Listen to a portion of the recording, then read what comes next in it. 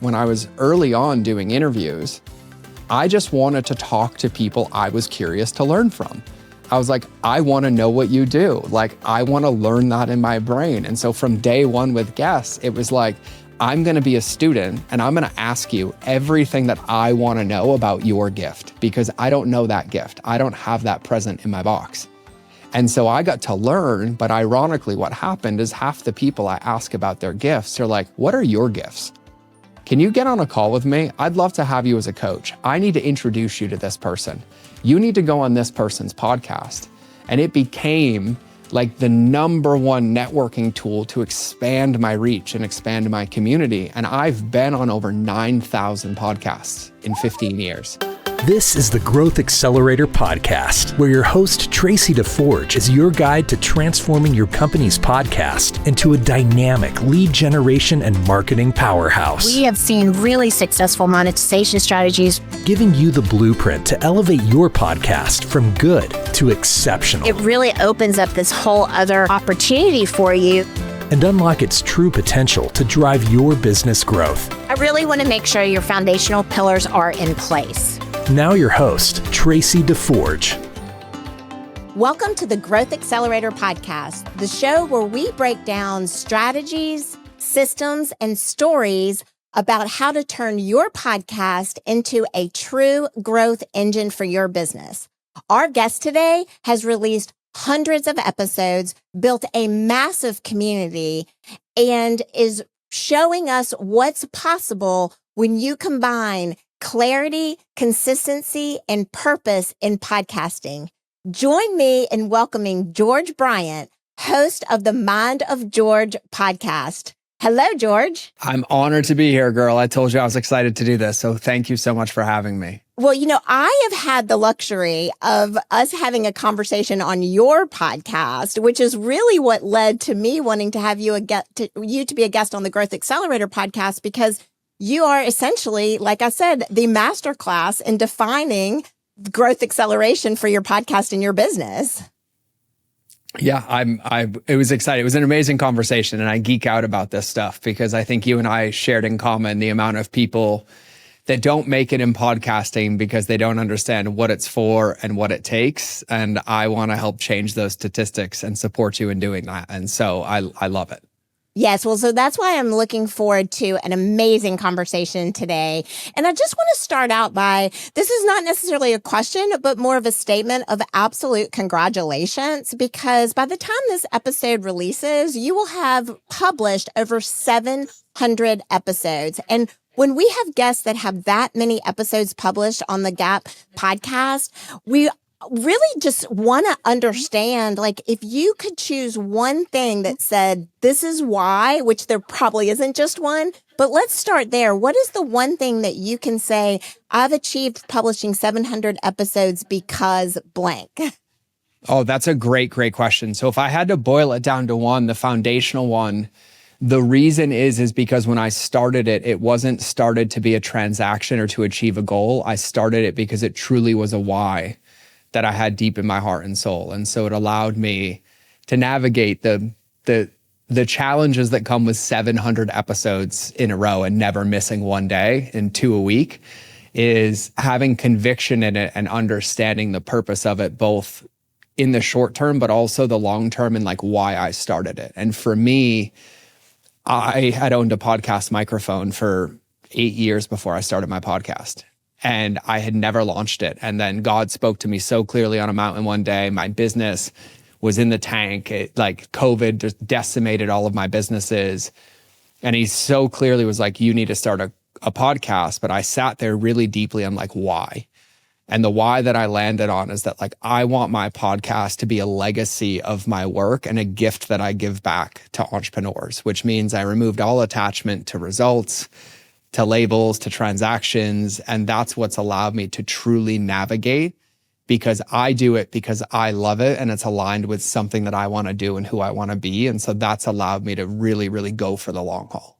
Right. And, we couldn't have scripted this. And for our audience, we did not prep this. But the fact that your answer is because it's of the why is a very powerful example of the reason anyone should ever start a podcast. And that's whether or not you're using it to generate leads or sales or visibility for your business, or whether you just want to talk about something that you're passionate about and you want to change a conversation with your voice. You really have to understand going into the why, and what a profound why you are given in terms of having that spiritual experience. But I think the other thing that is really important to validate is not only did you really get your why defined, but you have stayed true to your purpose through this entire pathway of your podcast. And that's not always an easy thing to do, especially when you are bringing in the business side and using it as a growth tool for your business. Have you experienced any challenges of, like, the devil on one shoulder, the angel on the other, of, keeping that purpose really clear for your podcast? It's been the most intense proving ground of my conviction that I've ever faced in business. And it's gone through many, many, many outfit changes, but always protecting that vision, right? Like, I made it clear from day one, no matter how big the show got, no matter what happened, I wasn't going to bring sponsors on the show. And I'm not saying anybody shouldn't, but for me, I was like, I want this to feel like you're sitting in my living room. I want this to feel like we're having a cup of coffee and I'm just here to guide you. And if there's something I believe in, I will be the first one to say it. But I'm not going to let somebody come pay me to say it. I want this to be from my heart to yours. But there are probably 4 big distinct periods where, when I started the show, I was doing 3 episodes a week. I was doing Monday, Wednesday, Friday, and I was like short, medium, long. And then I took feedback and I iterated, and I was like, 2 a week feels better. And then it was a lot of interviews, a lot of solos. And then I was like, oh, there's a structure in here. Solos on Monday, guests on Friday. I can do this. But then also, life still happens when you have a podcast. I think about it like a news anchor who's on like the 5 a.m. news. Like, whether life happens or not, they got to be up at 3:30 and like on their way to the studio. And for me, one of those other deeply convicted things for me was that I always wanted to be authentic on my podcast. It wasn't a place for me to hide. It wasn't a place for me to like check a box. It was also my home, and a place where like I could be my authentic self. So every one of these identity changes or outfit changes that I've gone through has required a different level of me. And there's been quite a few podcasts from like, hey guys, today we're just going to have an honest conversation about where I am. And It's like, in those catalytic moments, it allowed me to be truly integrous with my audience, but then also step into that new outfit and do it with confidence instead of doubt or overwhelm or resistance to doing the show. Yeah, I absolutely love the metaphor of your podcast being a wardrobe, and that you are, as the journey progresses, that you are trying on different outfits. One of the things that I love to point out about what you said to our audience is that a podcast is not a set it and forget it process. And that goes for everything from how you write your show description when you launch your show, because the SEO piece of that is so incredibly important. And we often find when we do podcast audits with Produce Your Podcast that people may have just put whatever they wanted to put out there just to get the show live. And then they get a couple hundred episodes in. And what they're now saying and doing and the guests that they're having on their shows aren't exactly the vision that they initially had when they started, but it never really connects the dots that it's an okay thing to go back and actually change out your shirt or your sweater or your, metaphorically speaking, of your podcast. And that really runs the gamut of not just making sure that you're properly optimized through the pieces of your show description, episode titles, and things like that. But to your point, also just the absolute vision. And that vision can change. That vision can change through how your cover art is presented, how your music, your opening, your closing. Maybe it's a song that was so popular or really felt energetically aligned with you at the beginning, but then as you've done more and more episodes, maybe it's just not fitting you anymore. Maybe those clothes are getting a little too tight or snug, or they're not hanging like a loose jacket. What changes have you seen from a tactical perspective? What evolutions has your podcast gone through over these 700 episodes that you would like to share that could inspire others to say, it's okay to make a change? Yeah, well, I think you made the most valid point. Iteration is how any vision stays alive. And that's the most important thing to remember, right? I always joke with people, like if I'm like, hey, Tracy, you win a brand new iPhone. I'm like, do you want the iPhone 1 or do you want the iPhone 17 Pro Max? And you're like, I want the Pro Max. I'm like, but it wouldn't exist if you didn't launch the 1 and they didn't iterate it through the process. So I think I wanted to give weight and credence to what you said because it is so powerful. And for me, like I had alluded to earlier, I had this big vision idea in the beginning. What I was going to do on Mondays is I was going to drop this 5-minute episode of like, get your brain thinking about it. Then Wednesday, I was going to teach that topic in its entirety, like 20 minutes. And then Friday, I was going to have a guest who was an expert in that topic. After about 4 months trying to wrangle and organize all of that together, it was almost impossible because I couldn't get a guest for that topic or I'd have to pre-plan so far out. It felt inauthentic to me. So that's when I shifted to like, okay, I'm just going to do Monday, Wednesday, Friday. And I'm going to just follow a similar theme. And then I was like, this doesn't feel right to me. I'm just going to go Monday to Friday. So I collapsed the Monday and Wednesday into one episode. And I was like, I'm just going to talk about it and teach the idea. And it doesn't have to tie into the guest. And so that was like an actual big one that I was nervous about over and over again. And so that one, but one of the things that you said is like, I have a friend who's a producer.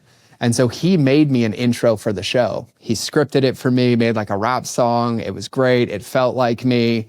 It was probably like a 45-second intro. And I ran with that thing for like 2 years. And then we were looking at the data and we were losing so many people in the intro. And I was so attached to it because I loved it. And then I was like, what would happen if I just took it out completely? And so we took it out and we added like a 5-second zinger instead, like just basically welcome to the Mind is Your Show. And the moment we did that, retention went up. And then I realized that my ego wanted to keep it, but it wasn't actually serving my audience. And my vision for the podcast was to connect with my audience. Well, I want you in my living room, so I'll do what's required to have you in my living room. And then the other big thing is intros for me, for sure. And so what I used to do is I would record the show, I would take notes, and then I would just like from my heart do an intro that felt right. I was like, oh, today I have my dear friend Tracy. We talked about X, Y, Z, but it was very like me giving a keynote, just off the top, off the script. I did that for probably like 2 years. And then I started asking my audience, I'm like, hey, how are my intros? They're like, they're kind of confusing. We don't really know what we're going to get. And I was like, okay, noted. So then I added a little bit more structure and did these short intros that were like 30 seconds, open loops. And then ironically, about 4 months ago, I realized that I have a different desire. And I have this desire to make like a 4-minute movie trailer for every podcast. Wow. That was the exact opposite of what I thought you were going to say. I can't wait to hear more about that. As of like even yesterday, recording like 4 intros, I spend more time on the intro than I do the podcast episode itself. And they are like full stories of like where we started, how it ties into my story, what the guest talks about, why they're credible to talk about it, how we get into topics, how they apply to you. And now my intros are basically like cold open, like a 10-second line of like, hey, have you ever wondered why this, and this? Well, that's not the case.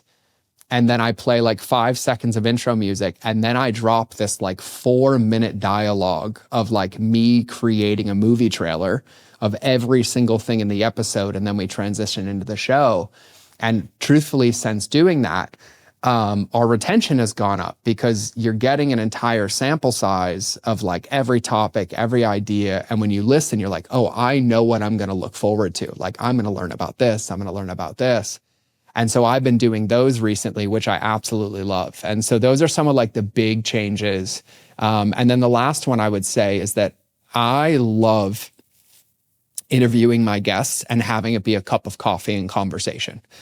But I also realized that I needed to put it into some format so the person listening had some consistency so that every time they listened to a guest, they kind of knew. So I just created a rough structure for me of like a 3-part act when it comes to like a movie, right? I'm like, hey, let me give some backstory and credibility. Let me talk about the challenges and let me talk about practical application. And same thing for my solo shows.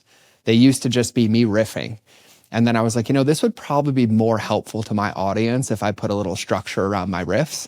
And so then I did the same thing as I created a structure that allows me to like set the stage of like, here's what we're going to talk about. Here's why we're going to talk about. Here's what I'm going to teach you. And those have probably been some of the biggest changes. And I, as a creative, was like, no way are you putting me in a box. You're not giving me structure, George. How dare you do this?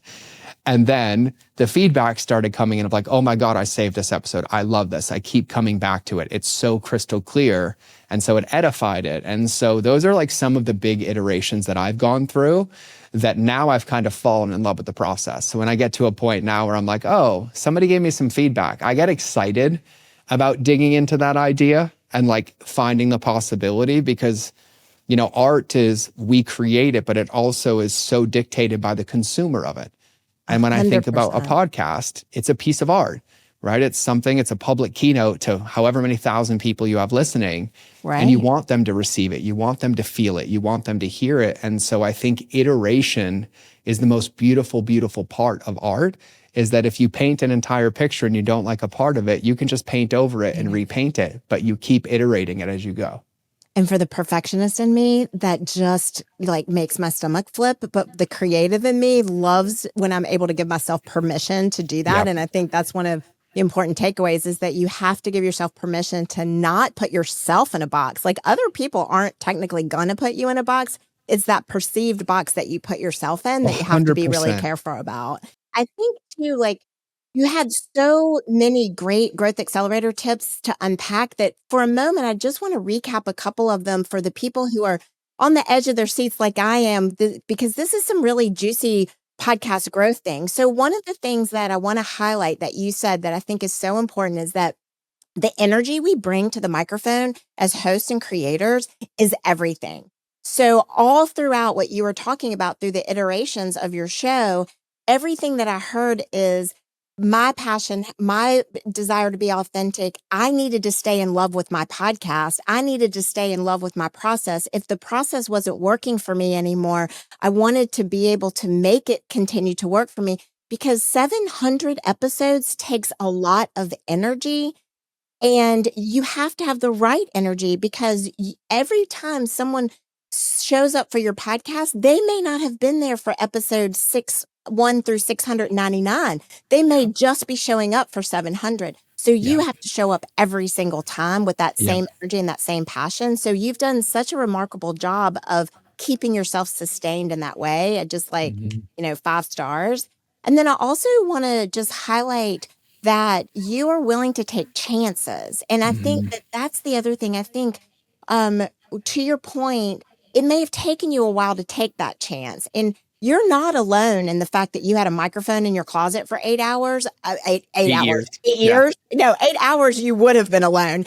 8 years, you're actually not alone in that. We find so often that people, get that divine message or their gut feeling, or somebody tells them you should, and they buy the equipment. In some cases, they might buy the $49 microphone that you can get at Best Buy. But in other cases, we've seen people buy the full studio. In fact, I met with a podcaster last week who had already signed a commercial lease on a property to build out a studio and had yet defined their why. And so your mind plays some really interesting psychological tricks on you when it comes to using your voice. And I think that's just such an important thing for if you're listening or watching and you're thinking about starting a show, like, you want to overcome that barrier and know that your voice, like, it's one of the most powerful things in our body. It's how we communicate our emotions. It's how we verbalize our desires. It's how we make a point. And it's also the place, like, in fear and stress and other areas, that it gets stuck. And so it's a very powerful vehicle. So I honor that you are willing to share that it took 8 years and a message from God to do it. But look at the impact that you've made as a result of it. So that's the other thing. It's like, you just got to start, right? You got to start where you are. And I think that the other most important growth accelerator tip that you gave to us, the biggest gift, is really showing us an example of creating a podcast of what's in it for your audience, not what's in it for George, but you're getting to do both because you're loving the creative process, and George is showing up in every episode and happy to do it. But what you're really focusing on, and the reason that you're making these changes and that you're staying creative and innovative and iterating, is because you really want to meet the needs of your audience. And that, to me, among any other key to success, is the fundamental key to success, is designing and creating a product, a service, a podcast, anything that you're creating that's for an audience, that you're creating it based on what they're asking for and what they need and what they want. 100%. I wanna tie this together with a simple metaphor, because you said so many powerful things. But imagine you and I, or anybody listening to this, has this massive passion for sharing a food that they love. If you have a restaurant and all you do is cook the food, but you never open the door, nobody gets to eat that passion. Yeah. And if you open the door and people come, but they don't come back, sometimes it's not about the food or the ambiance. It's just about connecting with them and asking them what they want to be different. But all of that comes through the process of actually opening the door. Yes. And I would much rather, like, all I do is coach entrepreneurs on how to scale, but I would much rather somebody launch a show with a minimum commitment of 50 episodes and have solid evidence that it works or doesn't work than always wonder if I should. Because I think the biggest mistake that people make is they literally make the decision to or not to without ever just opening the door and trying it. And then the only thing that you're left with is regret or wonder. Why? Why did I? Why didn't I? But the moment you put yourself on the field or you open the doors to the restaurant, that's where the magic actually happens. You might be like, nobody's going to eat this. And then all of a sudden it goes viral on TikTok and there's 1,000 people eating your food that you didn't think tasted that good. And so we're so hard on ourselves and we're such a critic, but we also forget about the power of podcasting. We don't understand the ripple that happens, right? Like, I get messages all the time where it's like, hey, I've listened to your show for 5 years. I was driving down the highway with my husband and kids. We put it on. My husband loves it now. He's listening and he sent it to his father. And that one episode helped him navigate this one thing. And it's like, it's almost hard to measure the ripple that happens, but the ripple can only happen if you actually open the door. And I would rather you can never have a ripple try. if you don't start the wave. 100%, 100%. And you said it and it's so powerful, because it's no different than anything else in life, right? You don't really know until you open the door. And opening the door is like, there's a reason there's 8.5 billion of us and God made every single one of us unique, right? You might teach the same thing as somebody else, but it's your perspective and personality that makes the teaching point different. And there are certain people that only resonate with you because of the way that you deliver it. And I see all these resistance and objections that get in the way. And I always joke with people, I'm like, what would you do if 50 people showed up into a live audience for you every day? They're like, I would love it. I'm like, then why are you afraid to launch? Because you're comparing it to somebody's after state and you're not allowing yourself to take the first step that would allow you to build to that after state, right? Like our starting line is drastically different than everybody's finish line, but every one of those finish lines started the same way that we are. And I can take the biggest podcast in the world and you go back and look at their first 3 episodes, their first 10 episodes. Everyone cringes with their first 10 or 7. You always just have to start, right? And I would rather somebody start and know and give themselves enough time to like really feel it out than never start and wonder, because I just think that that's one of the worst feelings in the world. Well, you're also leading me into one of the biggest mythbusters that I want to pause and reiterate for anyone who has this thought. It is not a saturated market. I had a conversation with the CEO of a PR firm yesterday, and we were talking through the differences between PR and podcasting. And she said, my clients ask me a lot, is it too late? Is podcasting, like, is it done? Is it saturated? And I said to her, I love it when I get that question, because the answer is just a flat no.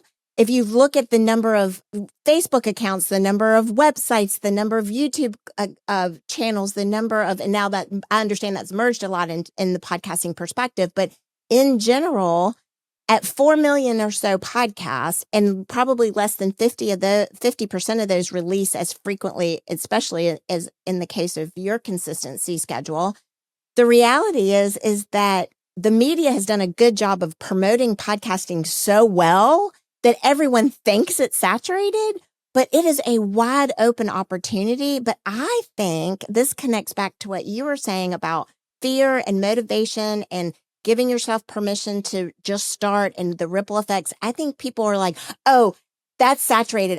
I'm not going to go there. But what they're really saying is, I don't want to jump into the deep end of the pool. Yep. Yep. 100%. And I mean, like, I'm going to be really, really cheesy here. Fear stands for false evidence appearing real.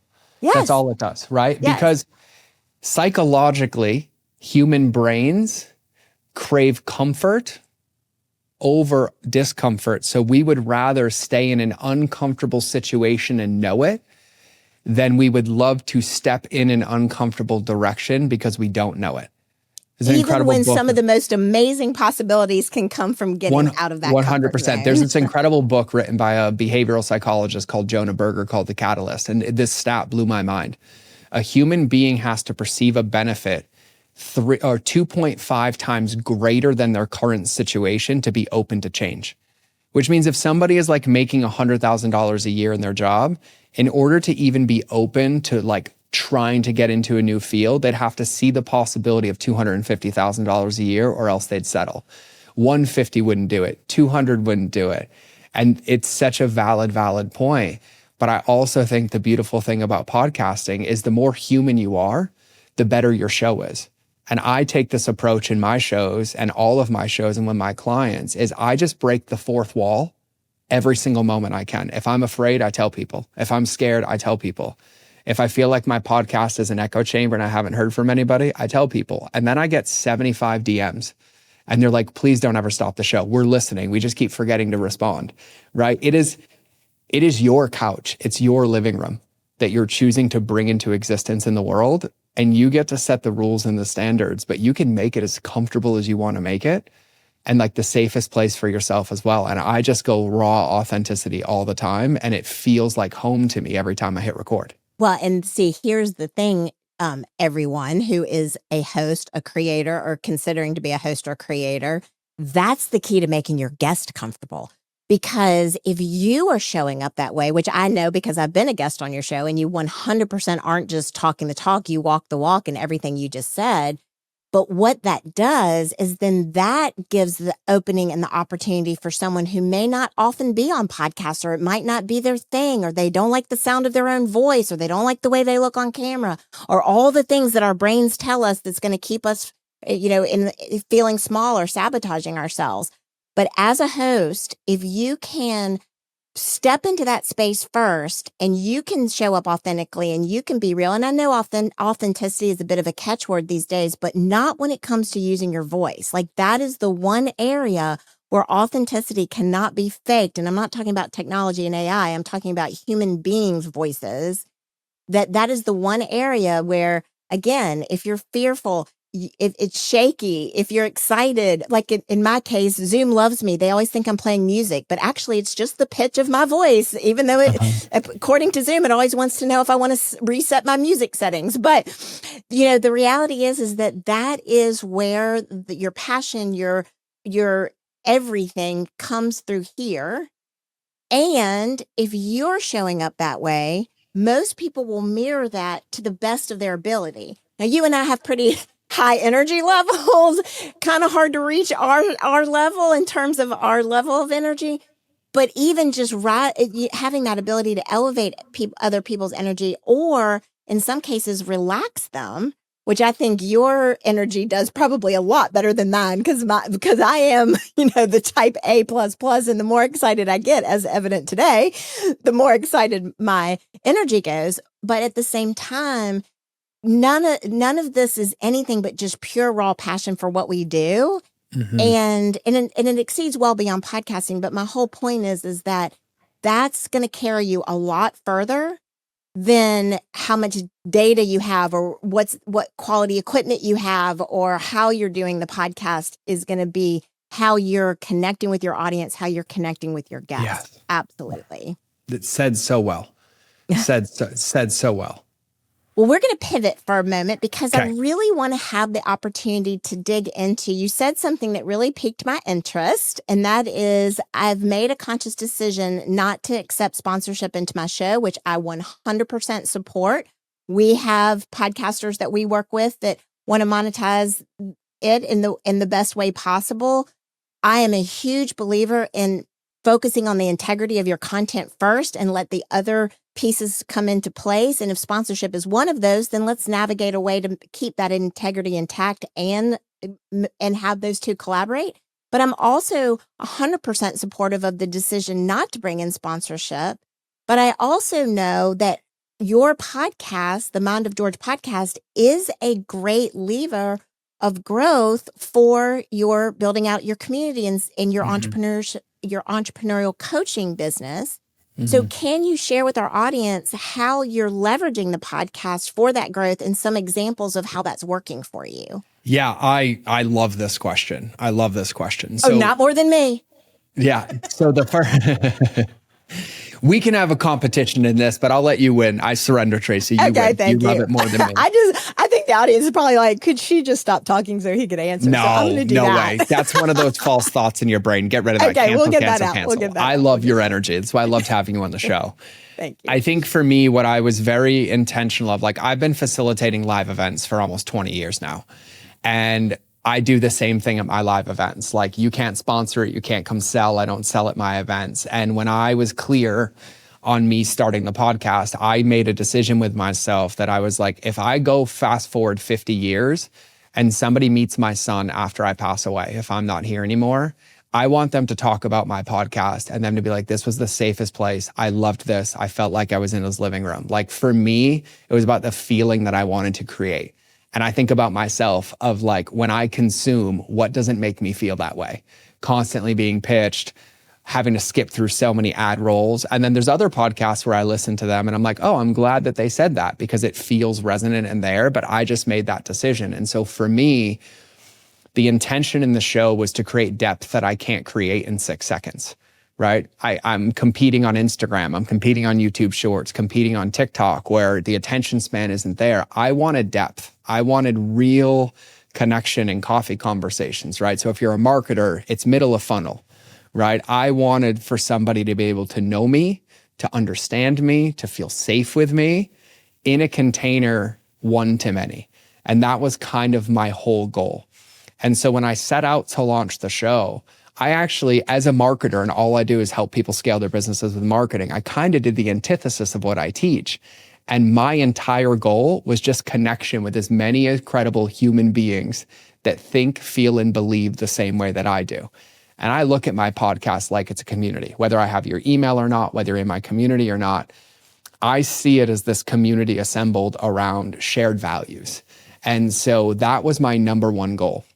Ironically, without all those calls to action, without all those asks, and I'm totally for them, I'm horrible at them. I don't run repeated scripts. I'm not like, oh, like half the time my team is like, you didn't even tell them about the event. I'm like, I forgot. I'm sorry. I'll tell them again, right? Like they're like constantly yelling at me.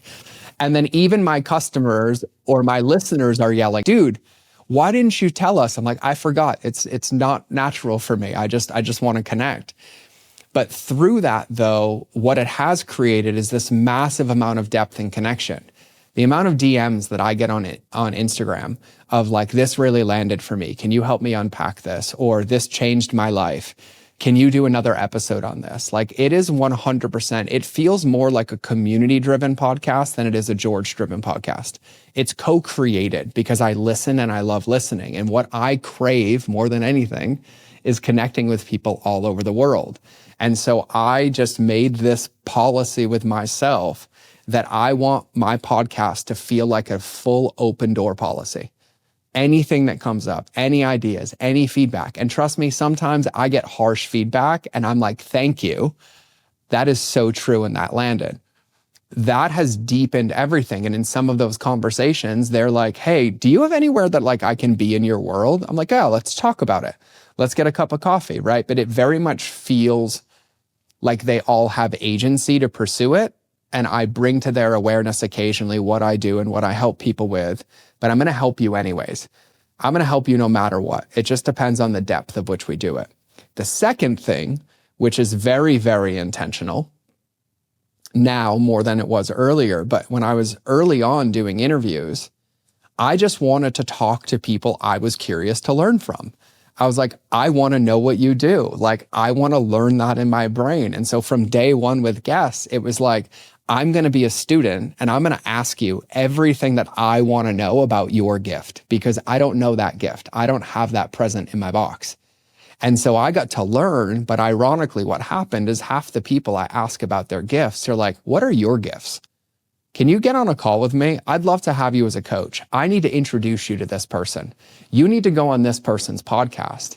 And it became like the number one networking tool to expand my reach and expand my community. And I've been on over 9,000 podcasts in 15 years. 9,000. We track them all.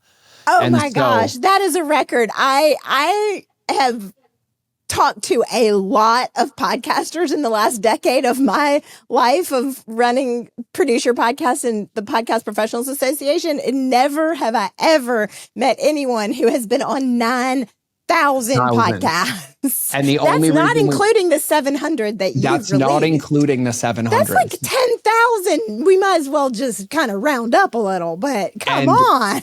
I think I did my first podcast in 2011 or 2010.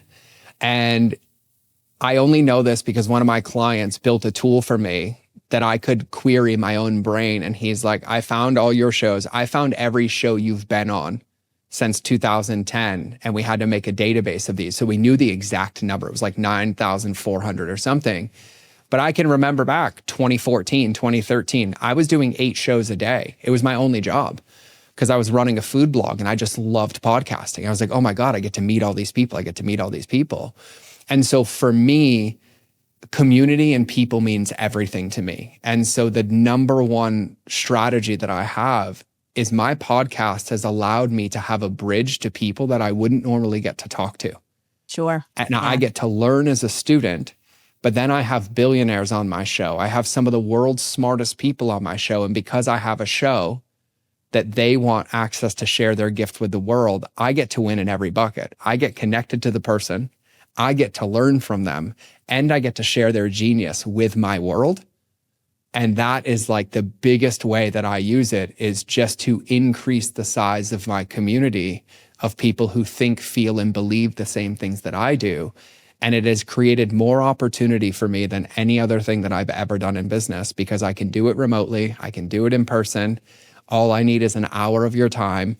And for the people who normally wouldn't be like, I don't have time, they're like, I'll come on your podcast. I have a book coming out, or I have a product I want new people to hear about. And it creates an into a door that I wouldn't normally be able to get into.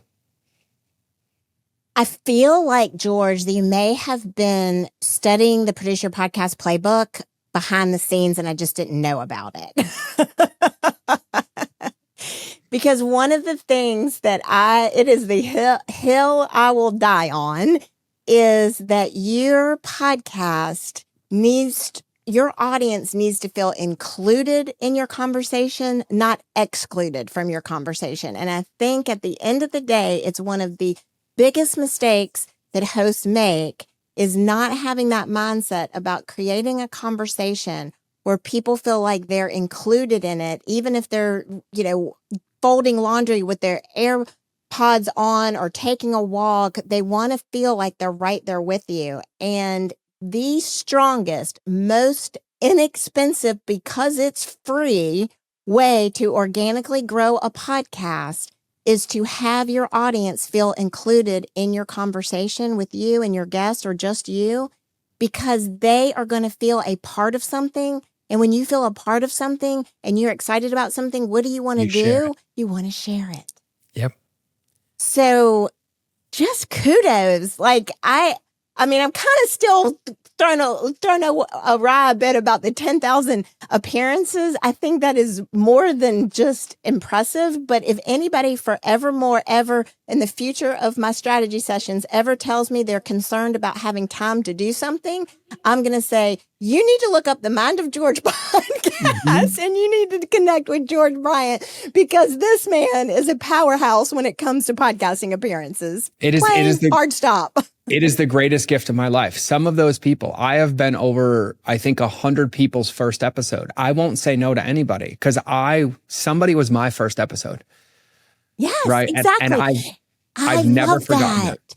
I love that because we have a full service guest booking agency, and I am always quite frustrated when our clients, I only want to be on the biggest shows. It's a waste of my time if you can't get me on the biggest shows. And my philosophy, and it sounds like we're aligned, which is not surprising, is that some of the smaller shows actually will get you better results because they're way more aligned. It's quality over quantity every single time.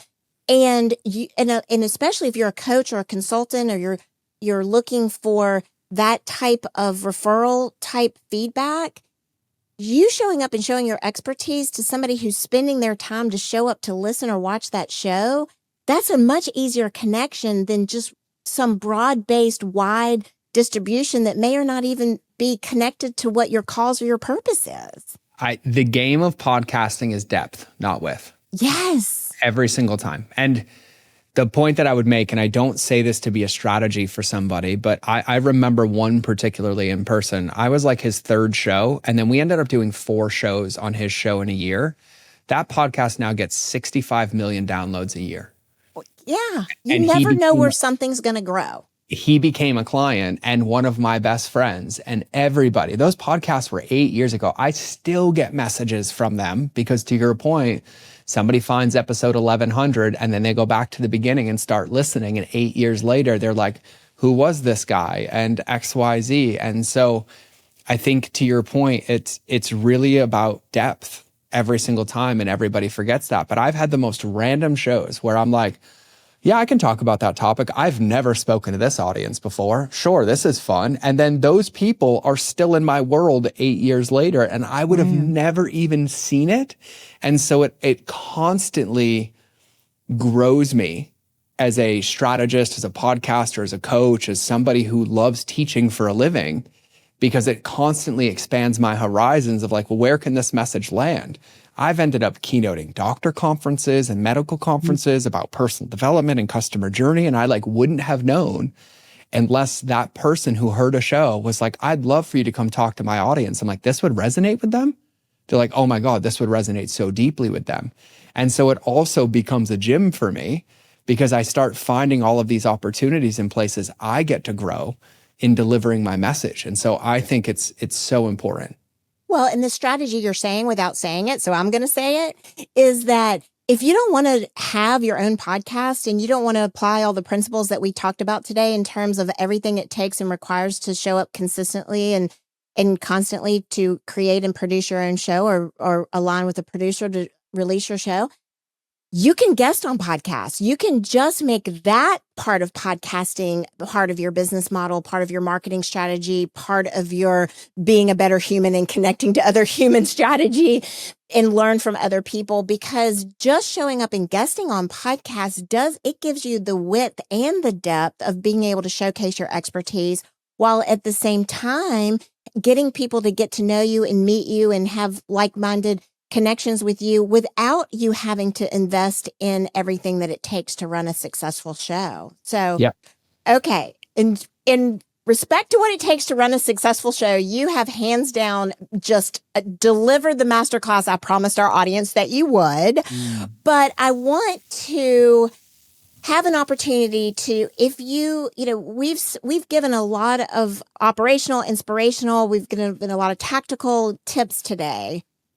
But one of the things that's really important to me is to distill all of this down to the one person who is listening or watching right now and going, okay, I heard everything they said and that's freaking great, but I just need to do one thing to get me from A to B, and then I'm going to worry about C, D, E, F, and G, right? Mhm. So what would be the one practical tip that you would, other than just start where you are, because we've already said that one, you're not allowed to use that one, which is the one I often use myself, which I probably used on your show. But what would be one practical tip that you could deliver today to someone who's either trying to start a show, grow a show, or even show up as a guest on a show that you could give them that they could implement today that could make their journey easier or smoother? It's a great question. And since you took the easy one off the table, Of course I did. I'll I like go. the mind of George. I want people to I do. experience the I love mind it. of I love George. it. And I'll go a little deeper, because whether you want to start a show, be a guest on a show, or you're currently running a show, I promise you in this moment, there is an idea that you've had that you haven't taken action on. A show that you haven't recorded because you're afraid of what's going to happen. A podcast you haven't pitched because you're afraid they're going to say no. Or a podcast you haven't recorded yet because you're afraid to start. Whatever one of those things is true, make a deadline within the next 7 days that you will do that one thing. For me, I will share personally, I am an unapologetic man of faith. I love Jesus with all of my heart. But for the first 450, 500 episodes of my show, I didn't. And this was on my heart for about 6 months that I'd never shared my testimony. And so one day I just hit record, broke the entire mold of my show, and posted an entire episode about my testimony. And I was so afraid, and the exact opposite thing happened. I got more listeners. I got more people to connect with me. I had new friends created out of it. And I have pitched some of the biggest shows in the world, not by reaching out to them, but finding somebody they know and be like, hey, do you know them? Like, yeah, would you make an intro for me? The only way that you can grow is if you take action. Starting where you are is great, but staring at where you are is just stagnation. Action is required for anything to change. And so whatever that desire is in your heart, whatever that clarity is in your heart, even if you haven't launched your show yet, record an episode and just post it on your social media and share it with your friends so that they can give you the evidence that you need to then record it, turn that into a platform, and start posting it on Spotify or YouTube or whatever it is. But it requires action. And it's going to be a little bit scary, and it's going to make you a little uncomfortable, and you're probably going to sweat a little bit. But I promise you, once you hit go, you've already put yourself in the race, and then you get to continue the race. But you can never finish a race that you don't start.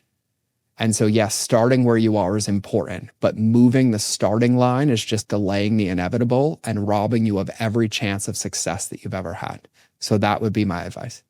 So I think you will join me in saying, steal the strategy, give yourself permission to take the action that's on your heart to move you forward. I have loved this conversation. I do not want it to end, but it has to end because our engineer Abe is going to cut us off eventually. So, and we love him. And so I want everyone who is watching, listening to the show to be able to continue this conversation with you and to be able to experience all of the magic that you bring to that microphone and that you bring to the world. And how is the best way? What is the best way? Let us know how to get in touch with you. And of course, it will also be in the show notes of the show so that people who may not be able to write it down right now will be able to access it. But George, please, how can we continue this conversation for our audience? Because I know you and we will be continuing this conversation. Yeah, of course. I make it really easy. Even my show name is easy to remember, but I'm gonna make this really easy. My favorite color is pink.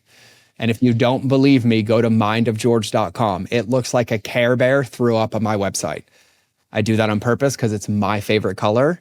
But my podcast is called The Mind of George Show. So it's everywhere where you listen to podcasts. But if you want it easy, if you go to my website, mindofgeorge.com, the podcast tab has our top 10 episodes based on audience reaction and breakthroughs. So you have an easy place to start.